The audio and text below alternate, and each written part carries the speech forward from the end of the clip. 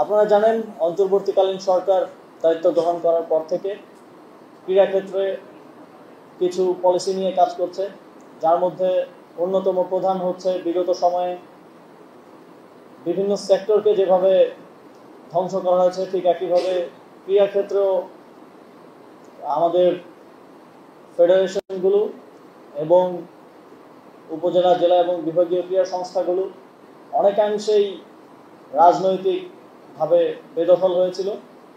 আমরা চাই যেই সরকারি ক্ষমতায় থাকুক, বাংলাদেশ যেই পরিস্থিতিতে যাক না কেন, ক্রীড়া ক্ষেত্রটা প্রকৃত যারা ক্রীড়া সংগঠক, যারা সাবেক ক্রীড়াবিদ আছেন, ক্রীড়া সংশ্লিষ্ট ক্রীড়ানুরাগী, তাদের হাতে থাকা উচিত এবং তাদের হাতে নিরাপদ এবং প্রসপারিটিটা তাদের হাত ধরেই আসবে। অন্তর্বর্তীকালীন সরকার সেই উদ্দেশ্য এবং লক্ষ্যকে সামনে রেখে ক্রীড়া ফেডারেশনগুলোতে পরিবর্তন এবং ক্রীড়া ফেডারেশনগুলোর কমিটি পুনর্গঠনের কার্যক্রম চলমান আছে। একই সাথে আমাদের সারা দেশের বিভাগীয়, জেলা এবং উপজেলা ক্রীড়া সংস্থাগুলো পুনর্গঠন করা হচ্ছে। এর বাইরেও বিভিন্ন ফেডারেশনের এবং এনএসসিরও যেই গঠনতন্ত্র আছে, সেখানে আমরা কিছু সংস্কারের উদ্যোগ হাতে নিয়েছি। এই প্রক্রিয়ায় আমরা, আপনারা যারা আছেন বিভিন্ন ফেডারেশনের দায়িত্বশীল এবং স্পোর্টস সেক্টরের বিভিন্ন ভাবে সংযুক্ত, সকলের সহযোগিতা এবং সমর্থন প্রত্যাশা করছি।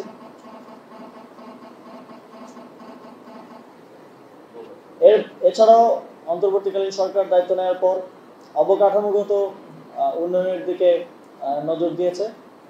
আমরা ইতিমধ্যেই সংযুক্ত আরব আমিরাতের থেকে সহায়তা চেয়েছিলাম একটা স্পোর্টস ভিলেজ করার জন্য। আমাদের মাননীয় প্রধান উপদেষ্টা তিনি যখন সফরে গেলেন গত মাসে, তিনি সংযুক্ত আরব আমিরাতে আমাদের পক্ষ থেকে এই কথাটা উল্লেখ করেছেন এবং আপনারা জেনে খুশি হবেন যে সংযুক্ত আরব আমিরাতের আর্থিক সহযোগিতায় সারা দেশে 8টি বিভাগে 8টি স্পোর্টস হাব করার